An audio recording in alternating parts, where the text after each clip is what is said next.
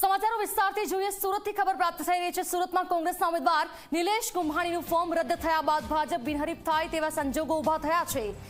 કારણ કે સુરતમાં નિલેશ કુંભાણી સિવાય પણ ભાજપની સામે 8 ઉમેદવારો મેદાનમાં હતા, જેમાંથી 7 ઉમેદવારોએ ફોર્મ પરત ખેંચ્યા છે। હવે માત્ર એક ઉમેદવારે ફોર્મ પરત ખેંચવાનું બાકી છે।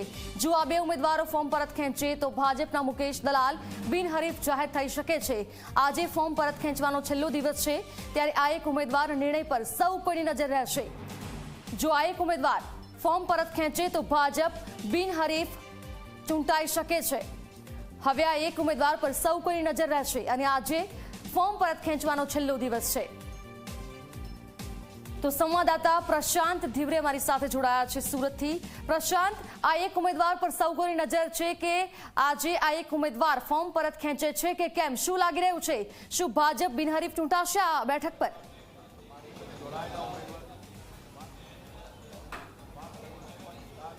जी धारा बिल्कुल के जे बिनहरीफ जो भाजप छूटाશે तो सूरतना इतिहासમાં પહેલી વખત જે છે આ ઘટના બનશે।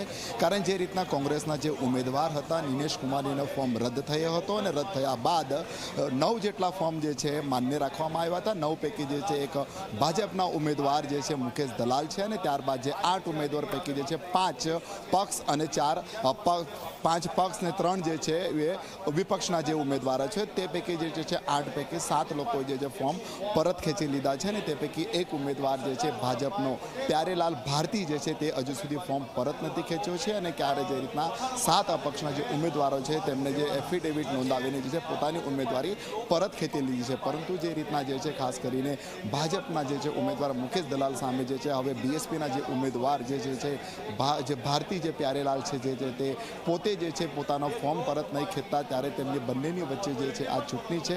પરંતુ જે રીતના જે છે જાણવા મળી રહ્યું છે સૂત્રો દ્વારા જે છે ભાજપ જે છે પૂરી રીતના જોર લગાવી શકે છે, ખેલ કરી શકે છે અને જે ભાજપનો જે બીએસપીનો જે ઉમેદવાર જે છે પ્યારેલાલ એ પરત ફોર્મ ખેંચે તેવી શક્યતા જે છે તે પણ જે છે હાલ જતાવવામાં આવી રહી છે। પરંતુ હજુ સુધી કલેક્ટર કચેરી ખાતે જે છે પ્યારેલાલ પોતે આવ્યા નથી ને કોઈ રીતના તેમને એફિડેવિટ જે છે હજુ સુધી રજૂ કર્યું નથી। પરંતુ જો જે છે ભાજપનો બીએસપીનો ઉમેદવાર પ્યારેલાલ ફોર્મ પરત ખેંચી શકે છે તો મુકેશ જે દલાલ જે છે ભાજપનો ઉમેદવાર જે બિનહરીફ જે છે વિજેતા જાહેર થઈ શકે છે। જી બિલકુલ થી શું લાગી રહ્યું છે આજે સાંજ સુધીમાં ફોર્મ પરત ખેંચી લેશે, કેમ કે આજે ફોર્મ પરત ખેંચવાનો છેલ્લો દિવસ છે?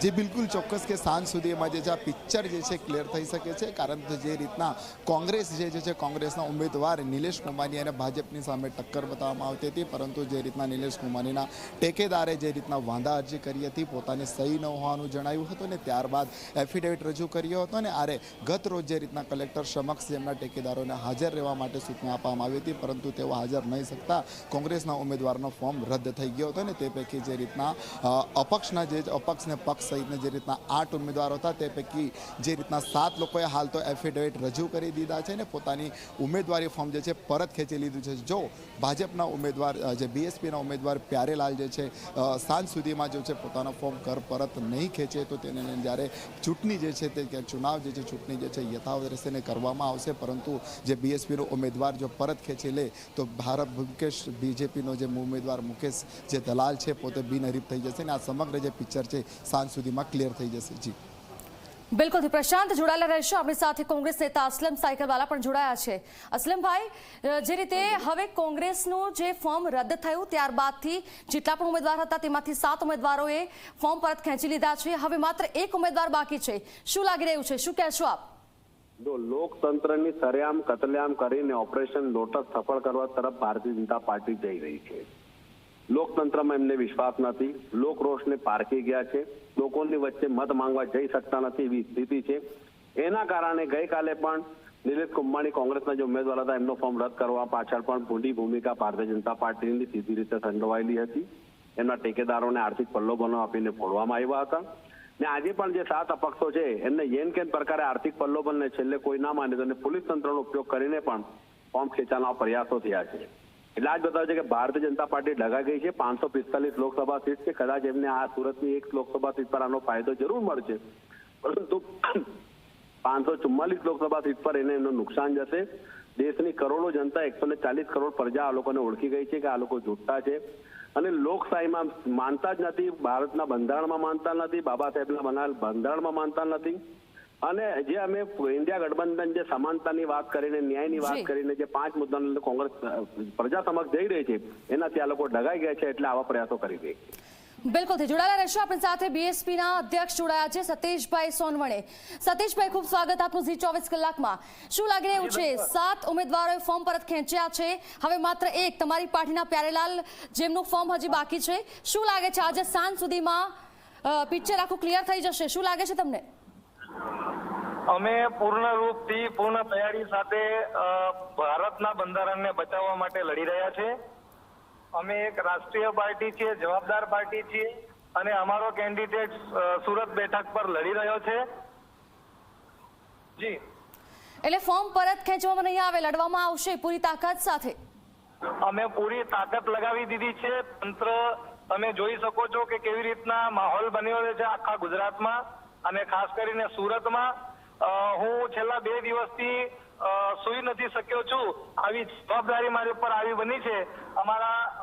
અમારા જે ઉમેદવાર છે એને અમારે 2 દિવસથી સુરતની બહાર કશે સેફ જગ્યા પર મૂકવો પડ્યો છે, અને અત્યારે હાલ અડધી કલાકથી સંપર્ક મારો ઉમેદવારની સાથે તૂટ્યો છે, એટલે હું એની જોડે સંપર્ક કરવાનો પ્રયત્ન કરું છું. જી, એટલે સતીશભાઈ, અત્યારે અમે ઝી 24 કલાક દ્વારા પ્રયાસ કરવામાં આવ્યો પ્યારેલાલ સાથે વાત કરવા માટે. તેમનો ફોન તો સ્વિચ ઓફ આવી રહ્યો છે. શું લાગી રહ્યું છે? તેઓ પણ ફોર્મ પરત ખેંચશે? કેમ કે ચર્ચાઓ એવી પણ છે કે ભાજપ બિનહરીફ થઈ શકે છે. ફોન જે છે એ અમે જ સ્વિચ ઓફ કરવાની અમને જાણ કરી હતી. અમારા કહેવા મુજબ જ એમણે ફોન સ્વિચ ઓફ કર્યો છે, કેમ કે એમનો ફોન ટેપ થઈ રહ્યો છે. એમને શોધખોળ ચાલી રહી છે તંત્ર દ્વારા અને અન્ય પાર્ટીઓ દ્વારા. એટલે અમે જે છે એને બચાવવા માટેની મહેનત કરીએ છીએ. અમે સેફ જગ્યા પર રાખેલું હતું, પણ સેફ ઝોનમાંથી બહાર થઈ ગયા છે. કલાકથી એમની સાથે મારો જે છે સંપર્ક છે, એટલે હું પુનઃ એમની જોડે સંપર્ક કરવાનો પ્રયત્ન રહ્યો છું. જી, બિલકુલ જોડાયેલા રહેશો. અસલમભાઈ, તમને શું લાગે છે? શું કહેશો? એક તરફ સતીશભાઈ કહી રહ્યા છે કે અમે જ ફોન સ્વિચ ઓફ કરાવ્યો છે. ઝી 24 કલાકે વાતચીત કરવાનો પ્રયાસ કરે, તેમનો ફોન સ્વિચ ઓફ આવી રહ્યો છે. સાંજ સુધીમાં ફોર્મ પરત ખેંચશે અને ભાજપ બિનહરીફ થશે. શું કહેવું છે